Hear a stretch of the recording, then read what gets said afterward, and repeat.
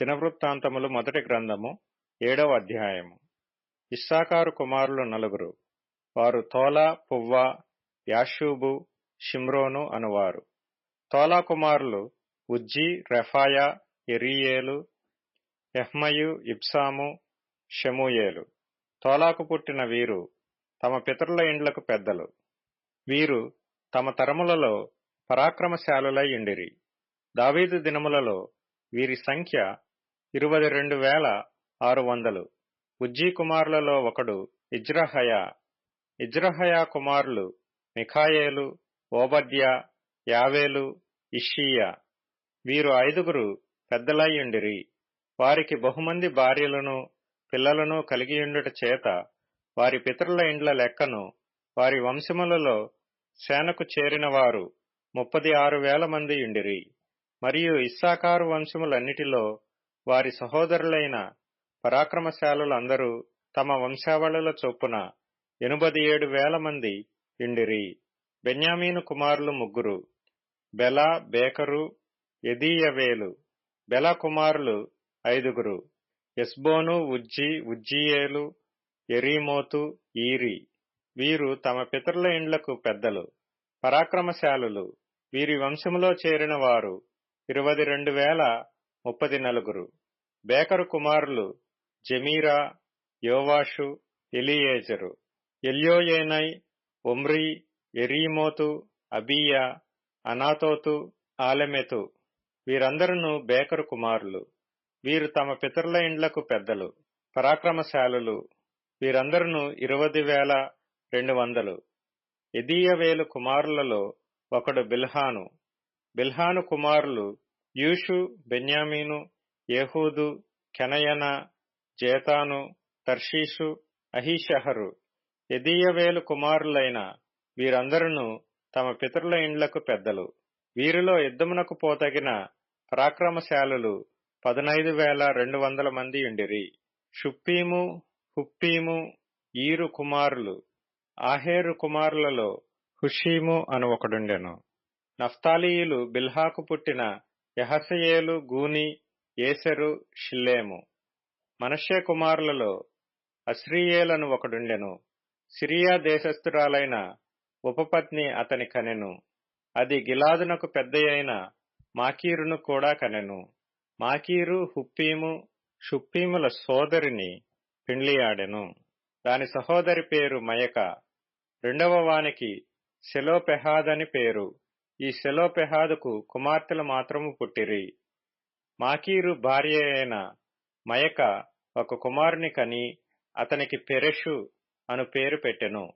ఇతని సహోదరుని పేరు పెరెషు. అతని కుమారులు ఊలాము, రాకెము. ఊలాము కుమారులలో బెదాను అను ఒకడుండెను. వీరు మనష్షే కుమారుడైన మాకీరునకు పుట్టిన గిలాదు కుమారులు. మాకీరునకు సహోదరి అయిన హమ్మోలెకెతు ఇషోదును, అబీయెజెరును, మహలాను కనెను. షెమీదా కుమారులు అహియాను, షెకెము, లిఖి, అనీయాము. ఎఫ్రాయిము కుమారులలో షూతలహు అను ఒకడుండెను. అతనికి బెరెదు కుమారుడు. బెరెదునకు తాహతు కుమారుడు.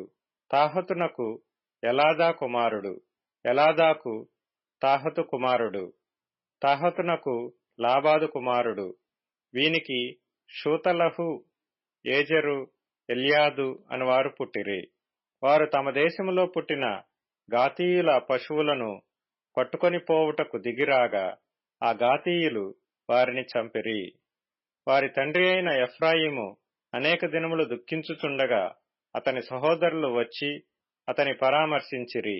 తరువాత అతడు తన భార్యను కూడగా అది గర్భము ధరించి ఒక కుమారుని కనెను. తన ఇంటికి కీడు కలిగినందున ఎఫ్రాయిము అతనికి బెరీయా అను పేరు పెట్టెను. అతని కుమారుడైన షెయరా ఉత్తరపు బేత్ హోరోనును దక్షిణపు బేత్ హోరోనును ఉజ్జెన్ షెయరాను కట్టించెను. వాని కుమారులు రెపహు, రెషెపు. రెపహు కుమారుడు తెలహు. తెలహు కుమారుడు తహను. తహను కుమారుడు లద్దాను. లద్దాను కుమారుడు అమీహూదు. అమీహూదు కుమారుడు ఎలీషామా. ఎలీషామా కుమారుడు నూను. నూను కుమారుడు యెహోషువ. వారికి స్వాస్థ్యములైన నివాస స్థలములు బేతెలు దాని గ్రామములు, తూర్పుననున్న నహరాను, పడమటనున్న గెజెరు దాని గ్రామములు, షెకెము దాని గ్రామములు, గాజా దాని గ్రామములను ఉన్నంత వరకు వ్యాపించెను. మరియు మనష్షీయుల ప్రక్కనున్న బెర్షెయాను దాని గ్రామములు, తానాకు దాని గ్రామములు, మెగిద్దో దాని గ్రామములు, దోరు దాని గ్రామములు వారికుండెను. ఈ స్థలములలో ఇశ్రాయేలు కుమారుడైన యోసేపు సంతతి వారు కాపురముండిరి. అషేరీయులు ఇమ్నా, ఇష్వా, ఇష్వీ, బెరీయా. శెరహు వీరికి సహోదరి. బెరీయా కుమారులు హెబెరు, మల్కీయేలు. మల్కీయేలు బిర్జాయూతునకు తండ్రి. హెబెరు ఎప్లేటును, షోమేరును, హోతామును వీరి సహోదరి అయిన షూయాను కనెను. ఎప్లేటు కుమారులెవరనగా పాసకు, బింహాలు, అష్వాతు. వీరు ఎప్లేటునకు కుమారులు. షోమేరు కుమారులు అహి, రోగా, యెహుబ్బా, ఆరాము. వాని సహోదరుడైన హేలెము కుమారులు జోపహు, ఇమ్నా, షెలెషు, ఆమాలు. జోపహు కుమారులు సూయా, హర్నే, పెరు, షూయాలు, బేరి, ఇమ్రా. బేసెరు, హోదు, షమ్మా, షిల్షా, ఇత్రాను, బేయేరా. ఎతెరు కుమారులు ఎఫున్నె, పిస్పా, ఆరా. ఉల్లా కుమారులు ఆరహు, హన్నీయేలు, రిజయా.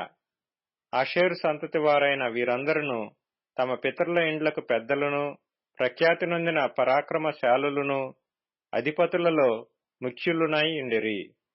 ఆ వంశపు వారిలో యుద్ధమునకు పోతగిన వారి లెక్క 26,000. దినవృత్తాంతములు మొదటి గ్రంథము 8వ అధ్యాయము. బెన్యామీను కనిన కుమారులలో బెలా అనువాడు జ్యేష్ఠుడు. రెండవవాడు అబ్షేలు. మూడవవాడు అహరహు. నాలుగవవాడు నోహా. ఐదవవాడు రాపా. బెలకు పుట్టిన కుమారులు అద్దారు, గెరా, అబీహూదు, అబీషూవా, నయమాను, అహోయహు. గెరా, షెపూపాను, హూరాము. యెహూదు కనిన కుమారులు ఉజ్జా, అహీహూదు. వారు గెబా కాపురస్తులకు ఇంటి పెద్దలుగా నుండిరి. నయమాను, అహీయా, గెరా అనువారు వారిని మనహతునకు చెరతీసుకొని పోయిరి. గెరా వారిని అచ్చటికి చెరతీసుకొని పోయెను. వారిని పంపివేసిన తరువాత షహరయీము మోయాబు దేశమందు హుషీము, బయరా అను తన భార్యల యందు కనిన పిల్లలు గాక, తన భార్య అయిన హోదేషునందు యోబాబును, జిబ్యాను, మేషాను, మల్కామును, యెపూజును, షాఖ్యాను, మిర్మాను కనెను. వీరు అతని కుమారులు. వారు తమ పితరుల ఇండ్లకు పెద్దలుగా ఉండిరి. హుషీము అను దానియందు అతడు అహీటూబును, ఎల్పయలును కనెను. ఎల్పయలు కుమారులు ఏబెరు, మిషాము, షెమెదు. షెమెదు ఓనును, లోదును దాని గ్రామములను కట్టించెను. బెరీయాయును, షమయును, అయ్యాలోను కాపురస్తుల యొక్క పితరులలో పెద్దలు. వీరు గాతీయులను పారదోలిరి. అహ్యోషాషకు యెరేమోతు, జబద్యా, ఆరాదు, ఏదెరు, మిఖాయేలు, ఇష్పా, యోహా అనువారు బెరీయా కుమారులు. జబద్యా, మెషుల్లాము, హిజికి, హెబెరు, ఇష్మెరై, ఇజ్లీయా, యోబాబు అనువారు ఎల్పయలునకు కుమారులు. యాకీము, జిఖ్రీ, జిబ్ది, ఎలీయేనై, జిల్లెతై, ఎలీయేలు, అదాయా, బెరాయా, షిమ్రాతు అనువారు షిమీకి కుమారులు. ఇష్పాను, ఏబెరు, ఎలీయేలు, అబ్దోను, జిఖ్రీ, హానాను, హనన్యా, ఏలాము, అంతోతీయ, ఇపెదయ, పెనూయేలు అనువారు షాషకు కుమారులు.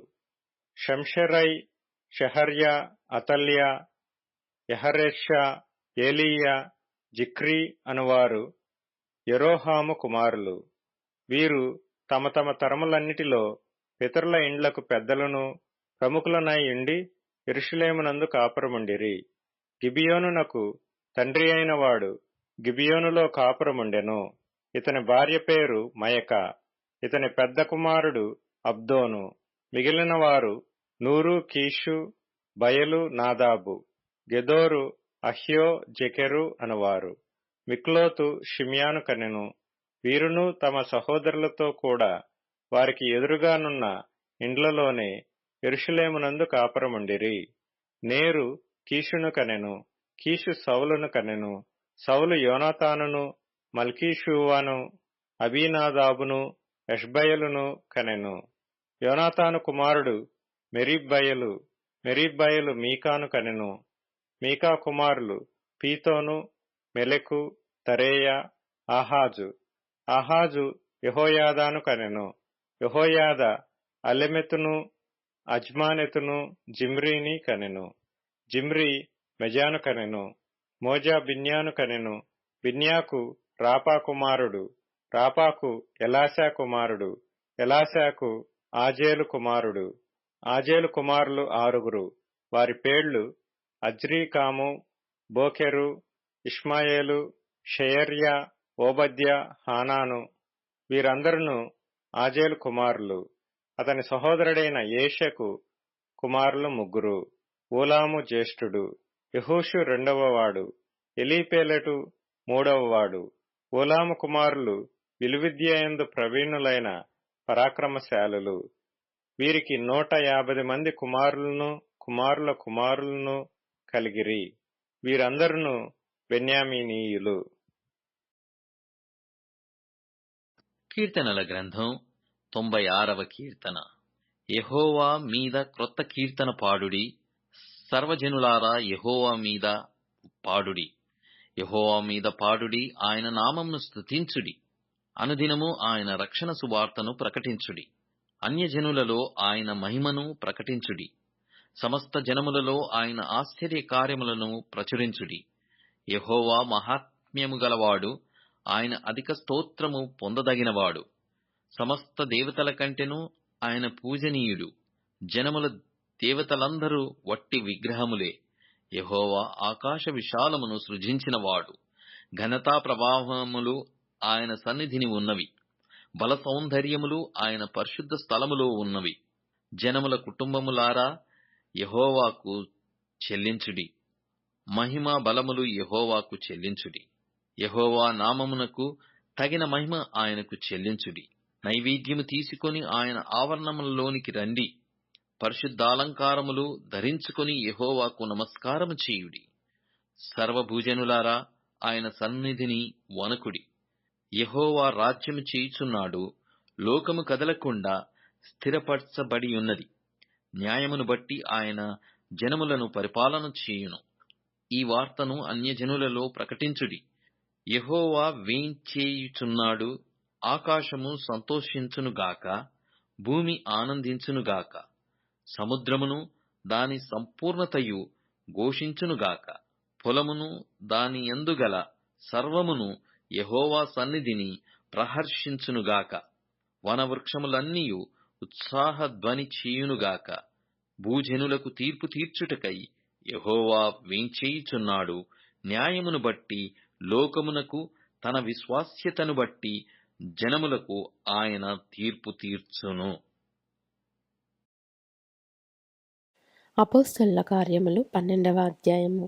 దాదాపు అదే కాలమందు రాజైన హేరోదు సంఘపు వారిలో కొందరిని బాధపెట్టుటకు బలాత్కారముగా పట్టుకొని యోహాను సహోదరుడైన యాకోబును ఖడ్గముతో చంపించెను. ఇది యూదులకు ఇష్టమైన కార్యమని తెలుసుకొని పేతురును కూడా పట్టుకొనెను. ఆ దినములు పులియని రొట్టెల పండుగ దినములు. అతనిని పట్టుకొని చెరసాలలో వేయించి పస్కా పండుగైన పిమ్మట ప్రజల యుద్ధకు అతని తేవలెనని ఉద్దేశించి అతనికి కావలి ఉండుటకు 4 చతుష్టయముల సైనికులకు అతనిని అప్పగించెను. పేతురు చెరసాలలో ఉంచబడెను. సంఘమైతే అతని కొరకు అత్యాసక్తితో దేవునికి ప్రార్థన చేయుచుండెను. హేరోదు అతనిని వెలుపలికి తీసుకొని రావాలనని ఉండగా ఆ రాత్రియే పేతురు 2 సంకెళ్లతో బంధింపబడి 2 సైనికుల మధ్య నిద్రించుచుండెను. మరియు కావలివారు తలుపు ఎదుట చెరసాల కాచుకొనుచుండిరి. ఇదిగో ప్రభువు దూత అతని దగ్గర నిలిచెను. అతడుండిన గదిలో వెలుగు ప్రకాశించెను. దూత పేతురు ప్రక్కను తట్టి త్వరగా లెమ్మని చెప్పి అతని లేపగా సంకెళ్ళు అతని చేతుల నుండి ఊడిపడెను. అప్పుడు దూత అతనితో, నీవు నడుము కట్టుకొని చెప్పులు తొడుగుకొనుమనెను. అతడు అలాగు చేసిన తరువాత దూత, నీ వస్త్రము పైన వేసుకొని నా వెంబడి రమ్మని అతనితో చెప్పెను. అతడు వెలుపలికి వచ్చి దూత వెంబడి వెళ్ళి దూత వలన జరిగినది నిజముగా జరిగెనని గ్రహింపక తనకు దర్శనము కలిగెనని తలంచెను. మొదటి కావలిని రెండవ కావలిని దాటి పట్టణమునకు పోవు ఇనుప గవిని యొద్దకు వచ్చినప్పుడు దానంతట అదే వారికి తెరచుకొనెను. వారు బయలుదేరి ఒక వీధి దాటిన వెంటనే దూత అతనిని విడిచిపోయెను.